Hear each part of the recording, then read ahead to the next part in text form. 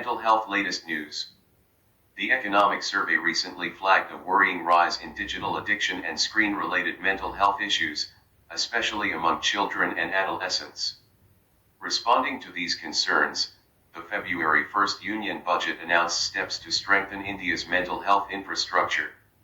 Key measures include the proposal to set up a second National Institute of Mental Health and Neurosciences, NIMHANS, in North India, alongside plans to upgrade premier mental health institutions in Ranchi and Tezpur. These steps aim to improve regional access, reduce pressure on existing facilities, and expand specialized mental health care services across the country. India's mental health burden, scale and severity. Experts warn that India is facing a serious mental health crisis. The country accounts for nearly one-third of global cases of suicide, depression, and addiction, making mental health a major public health challenge. High suicide burden among youth. Data from the National Crime Records Bureau and the Sample Registration System under the Ministry of Home Affairs show that suicide is among the leading causes of death for Indians aged 15 to 29 years. Young people are particularly vulnerable due to academic pressure, unemployment, social stress, and digital addiction. Economic cost of mental illness.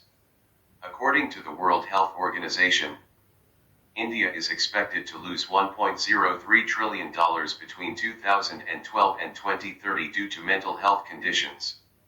Losses stem from reduced productivity, healthcare costs, and premature mortality. Large treatment gap. A major concern is the treatment gap. 70%, 92% of people with mental disorders do not receive proper care. Key reasons include lack of awareness, social stigma, severe shortage of trained mental health professionals. Shortage of mental health professionals. As per the Indian Journal of Psychiatry, India has 0.75 psychiatrists per 1,00,000 people. The WHO recommends at least 3 psychiatrists per 1,00,000. This gap severely limits access to diagnosis, counseling, and treatment. Low budgetary priority. Although overall health spending has increased since FY 2014-15, mental health has received only about 1% of the total health budget. Limited funding has constrained infrastructure, manpower, and outreach services.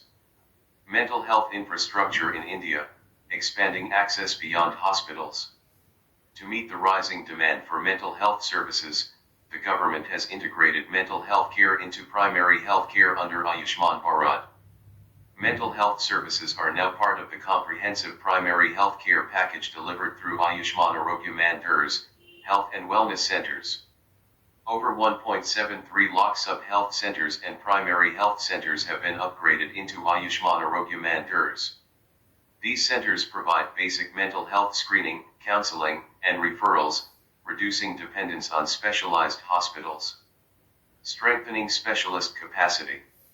To address the shortage of trained professionals, the government has expanded education and training infrastructure. Over 20 centers of excellence sanctioned for postgraduate training in mental health. 47 postgraduate departments in mental health established nationwide. These initiatives aim to increase the availability of psychiatrists, psychologists, and mental health specialists, especially in underserved regions. Telemental health support, Telemanas. India has complemented physical infrastructure with digital outreach through Telemanas, telemental health assistance and networking across states. 24/7 free mental health support via helplines 14,416 or 1-800-891-4416. Launched on October 10, 2022. 53 operational cells across 36 states and union territories.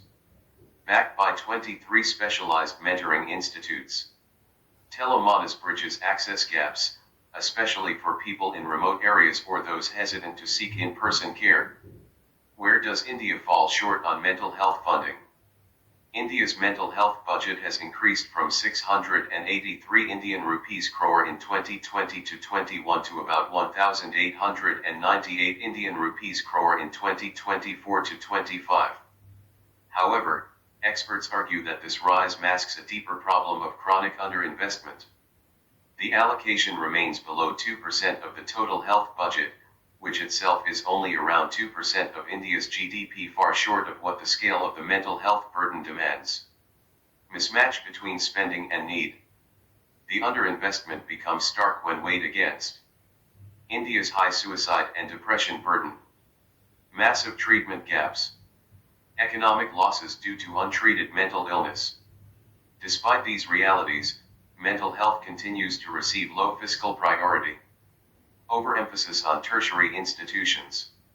A major concern is where the money goes. A significant portion of allocations continues to be directed toward tertiary institutions such as NIMANS and newly established centers of excellence. While important, experts argue that tertiary institutions alone cannot mainstream mental health care in a country of India's size. They serve a limited population and are often concentrated in urban areas. They stress the need for targeted funding for grassroots mental health programs, including community-based services, early intervention models, preventive and promotive mental health care. Such approaches are more effective in reaching underserved populations and reducing long-term disease burden. Utilization gap compounds the problem. Beyond low allocations, there is also a utilization issue. Funds earmarked for mental health are not fully utilized at the national level. Administrative bottlenecks and lack of local capacity hinder effective spending. Health experts argue that better utilization requires decentralized planning and community-led models, not just increased funding. The way ahead, shifting to preventive and community-based mental health care. India urgently needs affordable access, continuity of care, and timely treatment to prevent avoidable deaths and disability from mental illness. Experts highlight an over-reliance on specialist-led, tertiary care, severe shortages of trained professionals, and a 95% access gap.